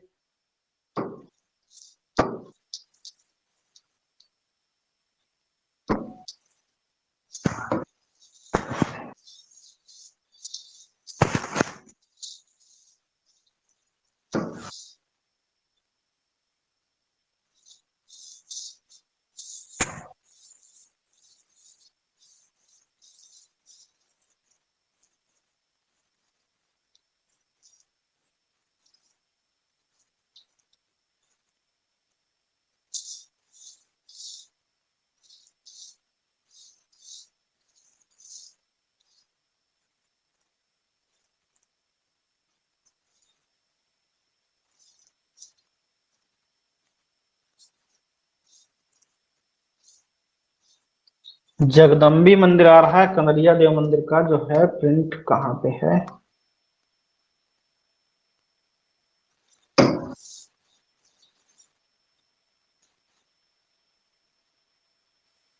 दिखा? पंचशिखर, जी सर। एक शिखर। खूब देख लो, कल कोई कंफ्यूजन नहीं रहे। और कल पढ़ाते समय कतई कंफ्यूजन पसंद नहीं करेंगे हम। अभी जो चीजें रह गई केवल वही रह जाएं। सोपान अर्थात सीढ़ियों से प्रवेश किए। पहला शिखर, दूसरा शिखर, तीसरा शिखर और चौथा शिखर। और ये पांचवा दिखा? पाँचों। पांचों शिखरों में अंतिम शिखर मुख्य होता है। हमने बताया विमान ही मंदिर है, मंदिर ही विमान है, बताया था। इस शिखर में क्या कहीं पर कोई अंतर आ रहा है?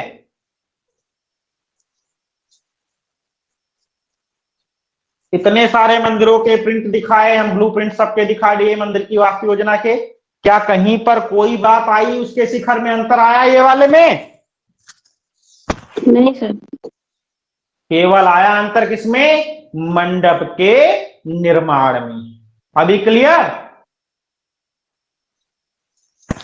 क्लियर? जी सर क्लियर। जी सर। एक बार फिर समझ लें। ठीक, केसरी और गंग वंश के अंतर्गत द्विमंडप और त्रिमंडप ही मिलेंगे, जबकि खजुराहो अर्थात चंदेलों के अंतर्गत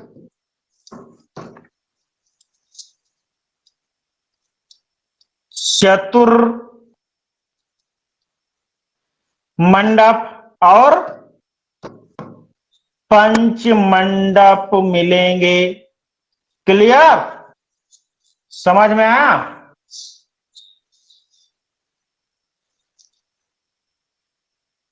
दिख गया? जी सर। सब क्लियर? अब मंदिरों में कोई कंफ्यूजन नहीं है। अब कंफ्यूजन होनी भी नहीं चाहिए भाई। इतना ज्यादा समझाने के बाद फिर कंफ्यूजन हो तो बेकार है। दिखा ना?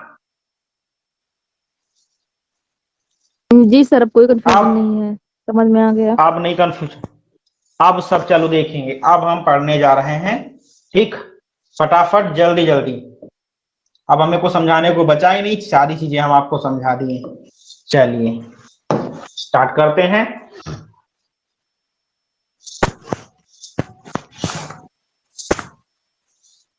ठीक, उड़ीसा शिल्प मंडल मध्यकाल का प्रारंभ। फटाफट अब हम पूरा कर रहे हैं। अब हम बिल्कुल समय नहीं गवाएंगे जरा सा भी। ठीक, देखेंगे।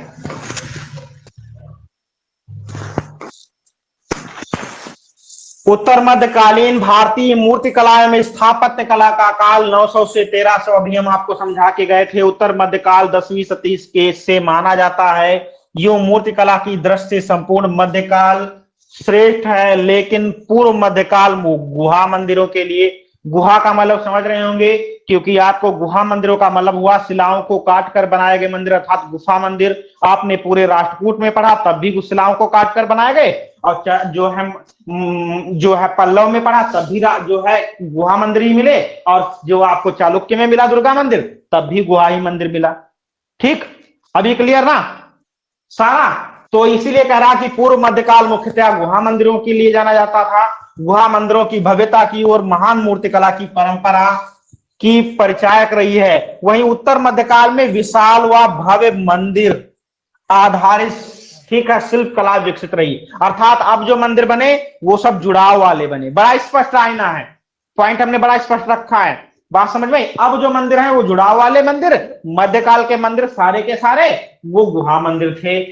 ठीक, इस समय में निम्नवत राजवंश हुए, जिनका एक बार हम पूरा अवलोकन अभी नीचे से ऊपर तक कर चुके हैं बैक में। उत्तर भारत में हमने बताया था चंदेल, परमार, राठौर, राष्ट्रकूट, इसको हम हटा दे रहे हैं क्योंकि हम इसको पहले से पढ़ चुके हैं। गुर्जर, प्रतिहार, परमार, इसी के साथ में हमने आपको बताया था, ठीक है, गोयल शासक, इसी के साथ में सोलंकी शासक, इसी के साथ में जो है और भी चीजें हम पर जो है केसरी और गंग वंश के अंतर्गत भी चीजें हम पढ़ करके आए हैं। तो वो आपको उदाहरण के तौर पर बता दिया गया है। ठीक है, वो समझ लीजिएगा। अब कहता है कि हम हेडिंग कौन सी पढ़ रहे हैं, तो हेडिंग हम पढ़ रहे हैं वर्तमान में उड़ीसा शिल्प मंडल। अभी हमने आपको पहले से कहा था कि सबसे पहली शुरुआत हम उड़ीसा शिल्प मंडल के अंतर्गत ही करेंगे। उड़ीसा शिल्प मंडल केसरी तथा गंग वंश, बार बार रिपीट करके आपको याद करा दिए कि केसरी गंग वंश में ही बने हुए हैं। नागर शैली इसकी प्रमुख शैली रही, हमने दिखाया ही है अभी आपको। उड़ीसा में 8वीं से 13वीं सदी तक विभिन्न कार्य हुए हैं। ठीक है, निर्मित अधिकांश मंदिर भुवनेश्वर, पुरी और कोणार्क 3 स्थानों पर हैं। भुवनेश्वर इनकी राजधानी थी, पुरी और कोणार्क इनके अन्य स्थल थे। आपसे कहता केसरी गंग वंश की राजधानी क्या थी, हम कहेंगे भुवनेश्वर थी। और इसके अन्य जो केंद्र बनाए गए वो पुरी और कोणार्क हैं, ध्यान रखना। पुरी का जगन्नाथ मंदिर, कोणार्क का जो है सूर्य मंदिर, और भुवनेश्वर उड़ीसा के अन्य मंदिरों की बात करेंगे। नागर शैली निर्मित मंदिरों को बेलनाकार, ठीक, आभास होता, जो नागर शैली के जितने भी मंदिर हैं उनका आभास कैसा होता है, बेलनाकार। जबकि द्रविड़ शैली हमने बताया था शंकुआकार आभास होता है, इनका बेलनाकार होता है, उनका शंकुआकार क्योंकि ऐसा होता है, पिरामिडाकार भी कह सकते हैं, ठीक है। इनका बेलनाकार क्योंकि हम बार बार ऐसे मंदिरों को देख रहे हैं, इसलिए इनका आभास अगर आपसे पूछता है तो हम कहेंगे कि बेलनाकार होता है। मुख्य मंदिर अधिकांशतः वर्गाकार है, कैसे हैं, वर्गाकार हैं, लेकिन ऊपरी संरचना वृत्ताकार स्वरूप संपूर्ण मंदिरों को बेलनाकार आभास देती है। नीचे से है वर्गाकार, लेकिन ऊपर की संरचना जो है वो बेलनाकार होती है, इसलिए संपूर्ण मंदिर का स्वरूप कैसा लगने लगता है, लगभग वृत्ताकार, लेकिन है वृत्ताकार नहीं। ये बड़ी आसान चीज समझ लीजिएगा। शिखर की संज्ञा देउल, अगर आपसे कहता है देउल क्या है, तो देउल ही शिखर है और शिखर ही मंदिर है, मंदिर ही विमान है, तीनों बातें एक ही, अर्थात विमान, विमान मतलब मंदिर, मंदिर मतलब देउल, और संपूर्ण मंदिर जगती कहा जाता। अभी हम आपको दिखा के लाए थे, देउल कहलाती है गर्भगृह के सम्मुख स्थित मंडपों को जगमोहन, अभी हमने आपको बताया था, जगमोहन कहा जाता है। इसके बाह्य भाग अलंकृत हैं, जगमोहन के आगे और मंडप बनाए जाते हैं, क्योंकि संपूर्ण हमने बताया जगमोहन संपूर्ण मंदिर का खाका होता है, जिन्हें नट मंडप कहते हैं और भोग मंडप कहते हैं। सबसे पहले जगमोहन अर्थात जगती, जहां से सीढ़ियां निकलती हैं, पहला शिखर होता है, उसी को जगमोहन कह लिया जाता है। शिखर, सीढ़ियां, सोपान ही जगमोहन से शुरुआत होता है, जगती से, उसके बाद फिर नट मंडप, फिर भोग मंडप, और फिर मंदिर का गर्भगृह होता है। अभी हम आपको दिखा करके लाए पढ़ने से पहले ही, ठीक। आगे हम बात करते हैं,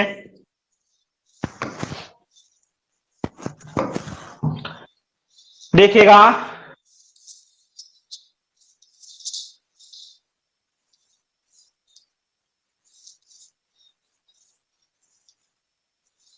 लिंगराज मंदिर, लिंगराज मंदिर कलिंग शैली में बना है। उड़ीसा के मंदिरों में कलिंग शैली, ठीक है, उड़ीसा के जितने भी मंदिर आते हैं वो कलिंग शैली में आते हैं।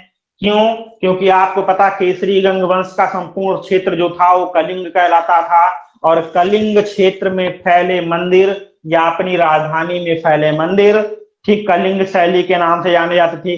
बड़े लोगों को इसमें भी कंफ्यूजन रहती है कि सर जी कलिंग कोई शैली है, बेटा कलिंग कोई शैली नहीं है, कलिंग स्थान है। आप पढ़ते हैं जन गण मन अधिनायक जय हे भारत भाग्य विधाता, पंजाब, सिंध, गुजरात, मराठा, द्राविड़, दक्षिण को कहते थे उत्कल। उत्कल यही साम्राज्य हुआ करता था जो कलिंग साम्राज्य है, कलिंग का एक नाम उत्कल ही है, उत्कल और कलिंग एक ही बात है। द्राविड़, उत्कल, बंग, बंग अर्थात बंगाल को कहा जाता था, ठीक है। विंध्य अर्थात विंध्य आपको पता है कश्मीर का क्षेत्र आता था। हिमाचल, हिमाचल प्रदेश वाला पार्ट आता था जो पूरा पहाड़ी क्षेत्र है, हिमाचल, विंध्य, हिमाचल, यमुना, गंगा, ठीक है ना। पढ़ते हैं जनगणमन की नहीं पढ़ते हैं, तो सारे क्षेत्रों को गिनाया जाता है। तो कलिंग एक क्षेत्र था जो उत्कल राजवंश अर्थात यही केसरी गंग वंश के अंतर्गत आता था, वही कलिंग क्षेत्र में होने के कारण मंदिर को कलिंग शैली कहा जाता है। बेटा इनकी कोई शैली नहीं होती है, क्षेत्र के आधार पर मंदिर का नामकरण किया गया है। जैसा कि मैंने पहले से कल समझा के बता दिया था आपको अच्छे से कि मंदिरों का नामकरण 3 प्रकार से किया जा सकता है। एक तो देवता के आधार पर, जैसे कहते हैं पुरी का जगन्नाथ मंदिर, पुरी नामक स्थान पर है, भगवान जगन्नाथ को समर्पित, इसलिए जगन्नाथ मंदिर। ऐसे कहते हैं बृहदीश्वर मंदिर, तमिलनाडु, बृहदीश्वर राजराजेश्वर का एक नाम था बृहदीश्वर, इसलिए उन्होंने बनाया, तो इसलिए कहा जाएगा बृहदीश्वर मंदिर, क्योंकि राजराजेश्वर को बृहदीश्वर के नाम से जाना जाता था, इसलिए राजा के नाम पर उस मंदिर का नाम पड़ गया, ठीक। एक होता है क्षेत्र कोणार्क, कोणार्क, कोणार्क एक क्षेत्र है बेटा, अभी आपने समझा, बड़ी आसान आईना से समझ लीजिए, जैसे मैं आईने में समझा रहा हूं, अब इतनी ज्यादा स्पष्ट अब चीजें नहीं बता सकता।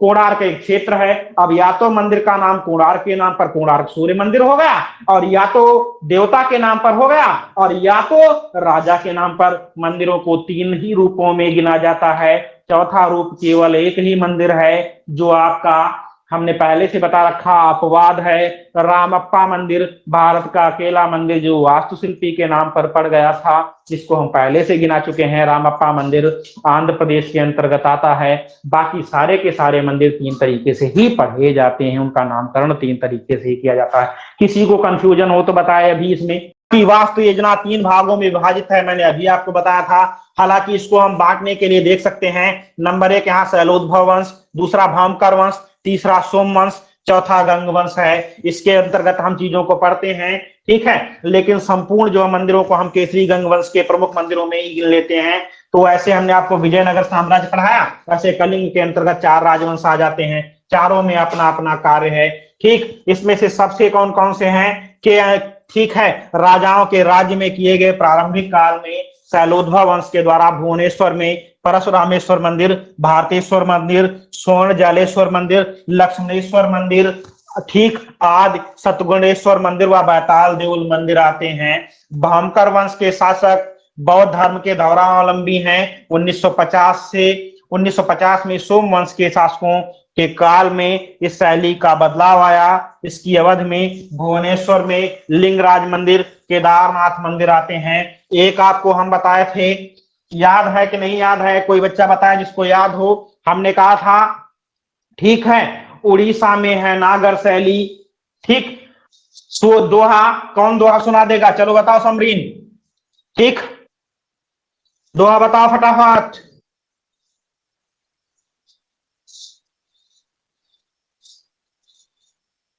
समरीन, हाँ सर, आवाज नहीं आ रही? आ रही, बताओ, ठीक। उड़ीसा में नागर शैली, शैलोद्भव सोम गंग का राज, भुवनेश्वर में पुरी रुको, कोणार्क के ठीक, केंद्र। सुनो सुनो सुनो, रुको। उड़ीसा में, ठीक, नागर शैली, एक दोहा हो गया, शैलोद्भव, ठीक, शैलोद्भव, ठीक है, शैलोद्भव, भव का मतलब यहां पर ये भव है भौमकर, तो इसलिए ऐसे शैलोद्भव, ठीक है। सोम भव, सोम, सोम सा में मात्रा है, सोम, ठीक। गंग का राज, गंग वंश है, गंग का राज, ठीक, गंग का राज, ऐसे याद करना है। आगे, ठीक है, नेक्स्ट आपको, ठीक, शैलोद्भव के अंतर्गत आप सूत्र बनाइएगा, ठीक है। पूरा ये श्लोक है, एक श्लोक कंप्लीट अभी बताएंगे, ठीक, कि लिख दें।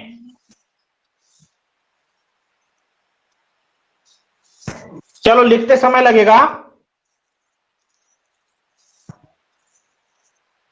ठीक, स्पेल स्पष्ट भी नहीं आएगा, इसका सूत्र हम कल बता देंगे। सुना दो एक बार, 2 बार रिपीट कर दो। उड़ीसा में नागर शैली, ठीक है, शैलोद्भव सोम, ठीक है, ठीक, सोम गंग का राज, और उसके बाद भुवनेश्वर, पुरी कोणार्क ये केंद्र है महान। फिर है पुरी नरपति कोणार्क नरसिंह केंद्र के राजा। भुवनेश्वर में बैताल प्राचीन, लिंग ययाति राजा मुक्ते केंद्र के हैं अभिलाषी। ठीक, ऐसे बना देना है। अभी हम आपको लिख करके भी बता देंगे, 1-2 बार आप लोग याद करें तो आप समझिएगा। तो वही कह रहा है, भौमकर वंश के अंतर्गत लिंगराज और केदारेश्वर मंदिर आते हैं। इसी से सूत्र बनेगा, अभी परेशान ना हो। नेक्स्ट आपका है गंग वंश के शासक, ठीक है। गंग वंश के शासकों के अंतर्गत जो चीजें आती हैं उसमें से याद करने वाली चीजें हैं, ठीक। गंग वंश के शासकों के समय में पुरी का जगन्नाथ मंदिर, कोणार्क का सूर्य मंदिर का निर्माण हुआ। किसके अंतर्गत? गंग वंश के शासकों के अंतर्गत। इसके अंतर्गत और अनंत वासुदेव मंदिर और यमेश्वर मंदिरों का भी निर्माण हुआ है गंग वंश के अंतर्गत, ठीक। भौमकर वंश के अंतर्गत लिंगराज और केदारेश्वर मंदिर का निर्माण हुआ था, ठीक। इस तरीके से तोड़ तोड़ करके देख ले रहे हैं। अगर कोई नहीं दिया तो ऐसे केसरी गंग वंश तो पूरा है ही। पुरी का जगन्नाथ मंदिर गंग वंश के अंतर्गत विवरण में कह रहा है, यह मंदिर नरपत वर्मन, अभी हम आपको दिखा करके लाए थे मंदिर को पूरा का पूरा, ठीक। यह मंदिर नरपत वर्मन, अभी इनका हम नाम बता दिए थे। नाम क्या बताते थे? अनंग भीमदेव इनका ही नाम है।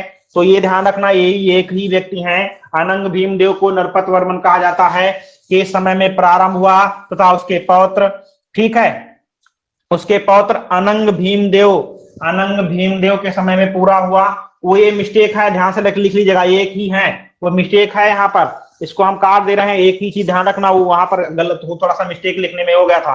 तो नरपति है ही है या अनंग ही है, उन्हीं के समय में ये पूरा हुआ था। और पुरी का विश्व प्रसिद्ध मंदिर भगवान विष्णु को समर्पित है। इस मंदिर का निर्माण 1112 से 1161 ईस्वी के मध्य हुआ था। ठीक, मंदिर में ठीक भगवान जगन्नाथ, सुभद्रा और बलराम की बड़ी बड़ी मूर्तियां, ठीक है, बड़ी बड़ी विशाल मूर्तियां प्रतिष्ठित हैं। इसके अतिरिक्त शिव, पार्वती, ब्रह्मा, सावित्री, विष्णु, लक्ष्मी आदि की प्रतिमाएं हैं। पुरी के जगन्नाथ मंदिर की ख्याति इसकी प्रतिवर्ष आयोजित होने वाली रथ यात्रा को लेकर है। इसका निर्माण अनंत वर्मन चोड़गंग, अभी हमने बताया था, अनंत वर्मन चोड़गंग को ही क्या कहा जाता है, नरपति, ठीक, वर्मन। वहां पर थोड़ा मिस्टेक हो गया था, इसलिए ध्यान रखना, नरपत वर्मन कहा जाता है, था उसके पुत्र, ठीक है। अनंग भीमदेव ने इसका जीर्णोद्धार करवाया था, अनंग भीमदेव ने इसका जीर्णोद्धार कराया था। ये मिस्टेक वहां पर इसके पौत्र वाली बात थोड़ा सा, बाकी वही चीज है वो यहाँ पर जो जोड़ दिया गया है, ठीक, ये मिस्टेक हुआ था, ठीक। इस पे ये वाले नरपति वर्मन है,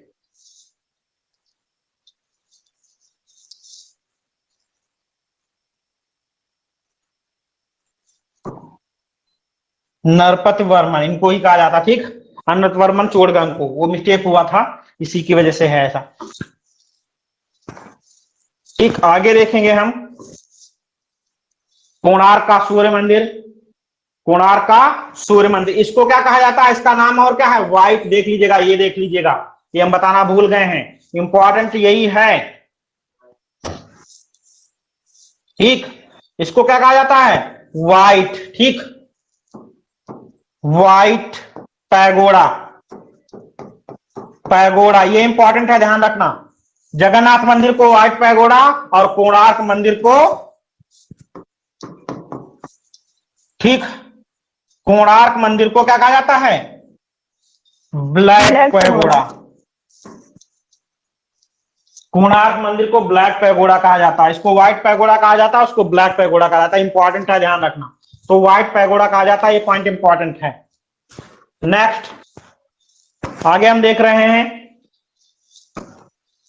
कोणार्क का सूर्य मंदिर, ब्लैक पैगोडा, कलिंग शैली, ये भी हमने बताया कलिंग क्षेत्र के अंतर्गत है। संपूर्ण प्रतिमाएं काले क्लोराइट पत्थर से हैं। मंदिर का निर्माण हरे क्लोराइट पत्थर से है, ठीक, हरे क्लोराइट पत्थर। यहाँ जितने भी मंदिर के सारे मंदिर जितने भी हैं वो क्लोराइट पत्थर में ही है, ध्यान रखना, ज्यादा से ज्यादा। निर्मित हुए हैं गंग वंश के शासक नरसिंह देव प्रथम ने बनवाया था, इंपॉर्टेंट है, कई बार पूछा गया है। रवि अर्थात सूर्य को समर्पित है। एनवीएस 2019 में सूर्य ना दे करके रवि दे दिया गया था, संधि विच्छेद दे दिया गया था, रवि सूर्य ही है, ध्यान रखना। उसमें क्वेश्चन ऐसा आया था कि कोणार्क का सूर्य मंदिर किस भगवान को समर्पित है, सूर्य नहीं दिया था, रवि दिया था। तो रवि अर्थात सूर्य को समर्पित है। 1238 से 1264 ईस्वी के मध्य बनाया गया है, ठीक, 1238 से 1264 के मध्य बनाया गया है, ठीक। इसका शिखर पीठा देउल है। अभी खाखरा देउल, पीठा देउल जितने भी हैं वो देउल हम बता देंगे, देउल होता क्या है, उसमें बार बार कंफ्यूजन नहीं होने की जरूरत है, हम बता देंगे देउल क्या है। संपूर्ण मंदिर को 12 जोड़ी चक्रों वाले रथ के साथ 7 घोड़े खींचते हुए दिखाया गया है। प्रत्येक चक्के में 8 तीलियां हैं, पूछा गया है, भी ध्यान रखना। 12 जोड़ी चक्के 12 राशियों का प्रतीक हैं। 8 तीलियों को 8 पहर का प्रतीक माना गया है। 7 घोड़ों को 7 दिन का प्रतीक माना गया, इससे भी क्वेश्चन आपका आ जाता है। निर्माण शिल्पाचार्य सदाशिव महापात्रा की देखरेख में किया गया था, और इसी महापात्रा की देखरेख में होने के कारण यहाँ की एक उपनाम हो जाता है महापात्रा। और महापात्रा के नाम से हमारे यहाँ कई सारे, जैसे श्रीधर महापात्रा, रघुनाथ महापात्रा, मूर्तिकार श्रीधर महापात्रा आपने सुना होगा, लखनऊ शैली के प्रमुख कलाकार हैं। तो ये महापात्रा वाले जितने भी व्यक्ति आएंगे, ठीक, ये सारे उड़ीसा के ही होंगे। क्यों? क्योंकि इनकी शैली, जो मंदिर में कार्य करते थे, उनको महापात्रा कह दिया गया था, इसीलिए आज ये महापात्रा इनकी उपनाम है। हर जितने भी कलाकार हैं उनके पीछे महापात्रा लगा हो, आप जान लीजिएगा ये सारे के सारे कलाकार उड़ीसा के ही होंगे। जिसमें श्रीधर महापात्रा मूर्तिकार का नाम बहुत ज्यादा फेमस है, अच्छे से समझ लीजिएगा। रघुनाथ महापात्रा भी पद्म विभूषण और पद्मश्री से सम्मानित हैं। इनके बारे में अभी कला उसमें बताएंगे, जब पढ़ाएंगे हम आपको टीजीटी में कभी भी। लखनऊ के कलाकार। संपूर्ण मंदिर को 4 भागों में बांटा गया है, देउल, जगमोहन, नट मंडप, भोग मंडप। देउल, जगमोहन, नट मंडप और भोग मंडप। यह मंदिर हरे ग्रेनाइट पत्थर में निर्मित है। मंदिर अपनी कामुक मुद्रा वाली शिल्पाकृतियों के लिए प्रसिद्ध है। कोणार्क के सूर्य मंदिर के जगमोहन पर सूर्य देव की प्रतिमा ब्लैक क्लोराइट पत्थर से बनी है। प्रधान मंदिर के गर्भगृह में मूल्यवान क्लोराइट पत्थर से बने सिंहासन आज भी हैं। जगमोहन के प्रधान प्रवेश द्वार सिरदल, ठीक, जगमोहन के प्रधान प्रवेश द्वार सिरदल के ऊपर विशाल क्लोराइट पत्थर में 9 ग्रहों की सुंदर मूर्तियां बनी हुई हैं। मूर्तियां हमेशा क्लोराइट पत्थर में है, बाकी सारा का सारा ग्रेनाइट पत्थर में, सॉरी हरे क्लोराइट में है। वो केवल जो है ब्लैक क्लोराइट में है, ऊपर हम बता के आए थे। ठीक, तो क्लोराइट पत्थर में बनाया गया है। ठीक, ये हरे ग्रेनाइट में मंदिर है और ये ब्लैक क्लोराइट में ऊपर हम बता करके आए थे। प्रमुख मूर्तियां कौन कौन सी हैं ये भी देख ले रहे हैं हम। ढोल बजाती नारी, ये आता है, इसी को क्या कहते हैं? क्या कहते हैं? झांझरा या झंझीरा वादक। ठीक, सिम्बलर प्लेयर था ना, सिम्बलर प्लेयर आपके उसमें दिया हुआ है। किसमें? जी सर, सिलेबस में दिया हुआ है। क्लोराइट पत्थर 9 ग्रहों के ऊपर है। इस प्रतिमा को ना क्लोराइट पत्थर लगाइएगा, ये ग्रेनाइट पत्थर में ही है। जो सिरदल के ऊपर अर्थात मंदिर के चोटी पर जो बड़ा बड़ा गर्भ वो बना है, एक वो है बना सिरदल, उस सिरदल को केवल क्लोराइट पत्थर से बनाया गया है। बाकी ये मूर्ति आपकी ग्रेनाइट पत्थर में ही है, इसको ना लगा के आ जाएगा क्लोराइट पत्थर। सिरदल अर्थात जो लिंटास होता, जैसे ये मंदिर की छत है और छत के सम्मुख जहां पर मूर्तियां ऊपर रखी हूं उनको सिरदल कहा जाता है। सिरदल की मूर्तियां खाली क्लोराइट पत्थर में हैं, बाकी संपूर्ण मंदिर में ग्रेनाइट पत्थर का ही कार्य है, ये ध्यान रखना। इसको मत लगाइएगा। प्रेम युगल सूर्य प्रतिमाएं, तो ये आपकी जो है पूरा हो गया आपका।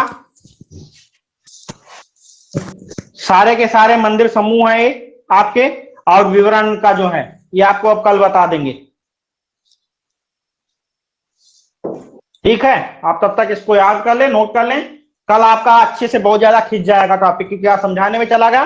कल आपका जो ये और इसी के साथ में जो है आपका जो है बंगाल बिहार का शिल्प मंडल, जिसमें के जो है आपके पाल शैली और पाल वंश या सेन वंश दोनों आपके हो जाएंगे। और इसी के साथ में बुंदेलखंड शिल्प मंडल अर्थात खजुराहो का पूरा पार्ट कल आपका कंप्लीट कर देंगे।